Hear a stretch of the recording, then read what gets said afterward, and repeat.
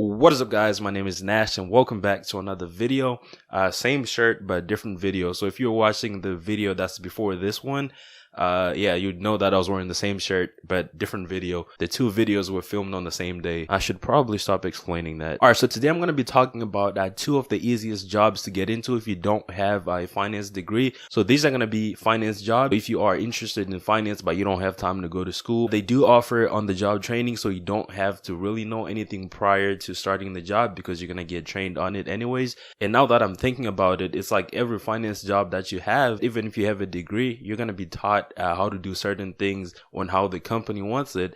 So I think for the most part, finance jobs have on-the-job training, and the extent of it just depends on if you have a degree or if you don't. All right, so the first one is going to be a bank teller. These are going to be people that are responsible for processing transactions or bank transactions. This could be, if I go to a bank and I'm trying to deposit a check, your job would be to process that check. And these are people that are also responsible for collecting things like loan payments, or if someone goes to the bank and they're trying to deposit cash, you're going to be responsible for, processing that as well. This is kind of like, a specific job, so you're not going to go to college to learn how to process checks. You're not going to go to college to learn how to collect loan payments from people. That's why these jobs have on-the-job training, because, every bank is different. They have different processes on how to do the same thing. Even if I have a degree, I can apply for the same job and probably get it. But that doesn't mean that I'm going to be able to do the job without on-the-job training, because it's so specific to the job. So I guess the category for this job would be like an office and administrative support,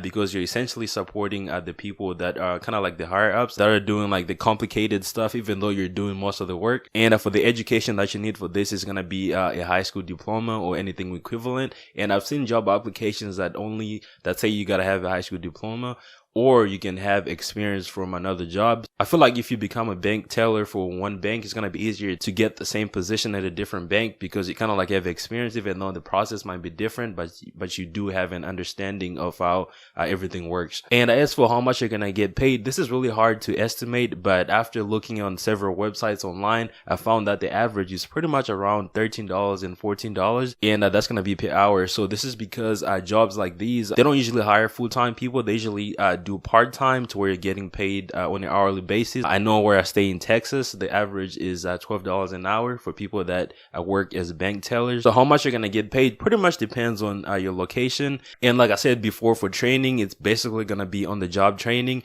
But if you have experience from working in a similar position, that's a plus for you. That's an advantage that you have. So when it comes to the skills that you need for this type of job, I think it's only two skills that you need, which is customer service, because you're dealing with people. Because if you're working at the front, you're going to have people asking you questions, and you're going to need those customer service skills to be able to do your job. Another skill is going to be computer skills. I can promise you that, every bank has a software that they use to, do those tasks, maybe to record, the checks that were brought in, or to record the loan payments that get submitted. So that's where the computer skills come into play, because you're going to need to learn that as well. And some of these things you learn as you go. You might get on the job training, kind of like the first couple of weeks, but then over time you just learn. All right, so the next one is going to be bookkeeping or accounting clerk. So this is the most popular one, and I've actually worked in this position before as an intern. I think that was like a year ago or 2 years ago.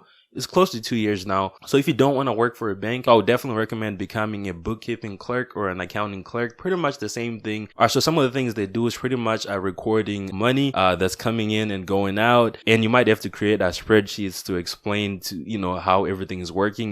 Maybe you have to do a presentation to your boss. And if you're going to work in this position, you're definitely going to have to learn an accounting software like QuickBooks. That's the most popular one that a lot of people use. So I've used QuickBooks for 3 years now. So I have a lot of experience in it. So if you guys want a tutorial on that, let me know. But pretty much how QuickBooks work is pretty much the company has the company cards linked to the software, and whenever they swipe the card, the software reads it, and then you can kind of like organize the transactions. Maybe there were business expenses, entertainment, and QuickBooks puts it into a profit and loss balance sheet. It helps the company manage the accounting aspect. And as an accounting clerk, your job is to basically make sure that everything is, running smooth. And, the software can only do so much. It needs someone to manage it. And that's where bookkeeping and accounting clerks come into play. And this is more of a diverse position, because you can have a lot of responsibilities. Your job might be to simply record the money that's coming in and going out, or your job might be to actually run payroll, or your job might be to approve purchase orders, or your job might strictly be related to billing. So there's so many things that you can do, and I feel like in this position you can actually make more compared to a bank teller, because there's so many responsibilities, and I think the more responsibilities you take, the more you're gonna get paid. So this is also like another office and administration support when it comes, if you want to categorize this type of job, because you're essentially assisting the people that you work with, such as financial analysts or the actual accountant. Because if you're working with QuickBooks, at the end of the year when you gotta pay taxes, you simply give that information to an actual CPA, and and if they have any questions, they're gonna ask you. So you're kind of like it's an administrative support. And when it comes to the education, same thing as before. You just need a high school diploma or anything equivalent to that, which might be a GED. And when it comes to the pay, this one is also tricky because it depends on the location, and it also depends on the responsibilities that you have. But the average I found online was between $14 and $16 an hour. As for the training, you just need on the job training. But one thing I do recommend for this is actually you could get a certification online on how to use QuickBooks or other accounting software. So I think that's going to give you a big advantage compared to someone that doesn't have that certification. But you're going to get on the job training when it comes to, if you don't have the certification, it doesn't really matter, since these jobs are kind of like giving you the training on the job. And when it comes to the skills that you need, I would just recommend computer skills, because you're going to have to work with some kind of software to to manage the numbers or the accounting data that's going to help you manage it. So you might as well learn that. So that's the skill. You just got to be able and willing to learn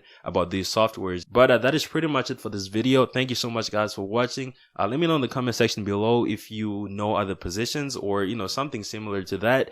But thank you so much for watching. I'll see you guys on the next one. Peace.